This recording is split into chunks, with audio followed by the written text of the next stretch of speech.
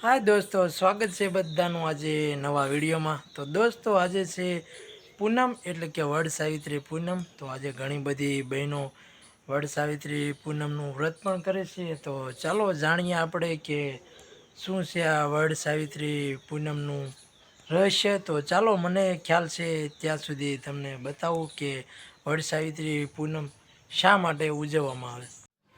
તો આ વડ સાવિત્રી માનું વ્રત જેઠ મહિનાની પૂનમના દિવસે કરવામાં આવે છે અને આ વ્રત કોણે કરવું, ક્યારે કરવું અને શા માટે કરવું તે આ વિડીયોમાં હું તમને જણાવીશ। તો વિડીયો ઠેઠ સુધી જોજો। અને આ વર્ષે વડ સાવિત્રીનું વ્રત જેઠ મહિનાની પૂનમ 21 જૂન 2024ને શુક્રવારે કરવાનું રહેશે। સમય સવારના 7 થી 10 વાગ્યા સુધીમાં આ વ્રતની પૂજા કરવાની રહેશે।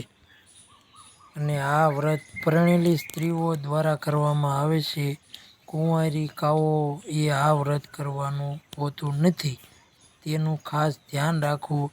અને વિધવા સ્ત્રીઓ પણ આ વ્રત કરી શકે છે પોતાના સંતાનની રક્ષા માટે અને પોતાના પરિવારની રક્ષા માટે આ વ્રત કરી શકાય છે। અને શા માટે આ વ્રત કરવામાં આવે છે તો પોતાના પતિનું લાંબુ આયુષ્ય માટે, પોતાના સંતાન માટે અને પોતાના પરિવારમાં સુખ શાંતિ રહે તે માટે આ વ્રત કરવામાં આવે છે। અને આ વ્રત જ્યારે રહેવી ત્યારે એકટાણું અને ઉપવાસ કરવાનો રહેશે। આખો દિવસમાં એક જ દિવસ સ્ત્રીઓને જમવાનું રહેશે, એટલે કે એકટાણું કરવાનું રહેશે અને 12 વાગ્યા સુધી અથવા આખી રાત જાગરણ કરી શકે છે। અને આ વ્રત કરવાથી સાવિત્રી માના આશીર્વાદ સદાયને તમારા પરિવાર માટે બન્યા રહે છે। તમારા પરિવારમાં સુખ શાંતિ અને ક્યારેય વિઘ્ન આવતા નથી।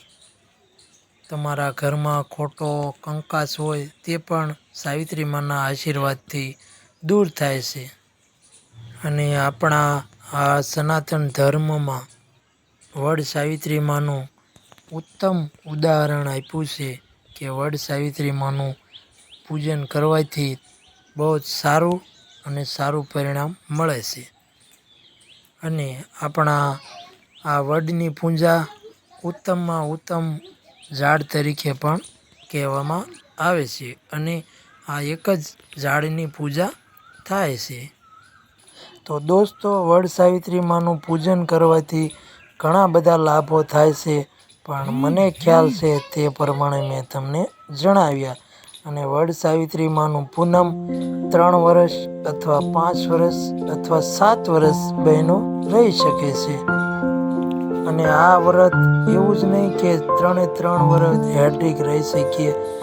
આપણે અગવડતા હોય તો આ વર્ષ 1 વર્ષ મૂકી અને પછી આવતા વર્ષે પણ આપણે રહી શકીએ છીએ। તો દોસ્તો, આ વિડીયો તમને ગમ્યો હોય તો લાઈક કરજો। મને ખ્યાલ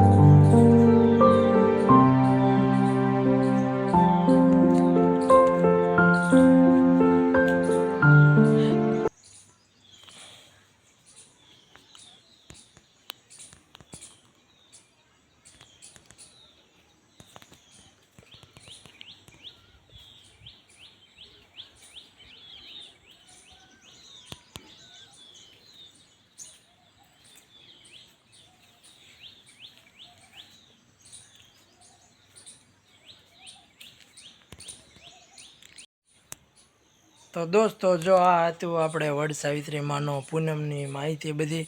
તો તમને માહિતી કેવી લાગી, ગમી હોય તો લાઇક શેર સબસ્ક્રાઈબ કરજો અને મળીશું આપણે કાલે પાછા નવા વિડીયોમાં. આજે તો વડ સાવિત્રી માના વ્રતનો જ તે વિડીયો બનાવવાનો હતો, એટલે આ હતી આજનો વિડીયો. તો ચાલો દોસ્તો, વિડીયો ગમ્યો હોય તો લાઇક કરી દેજો અને તમારા હરેક ગ્રુપમાં શેર કરજો. ચાલો મળીશું કાલે. તો બધાને જય વડ સાવિત્રીમાં.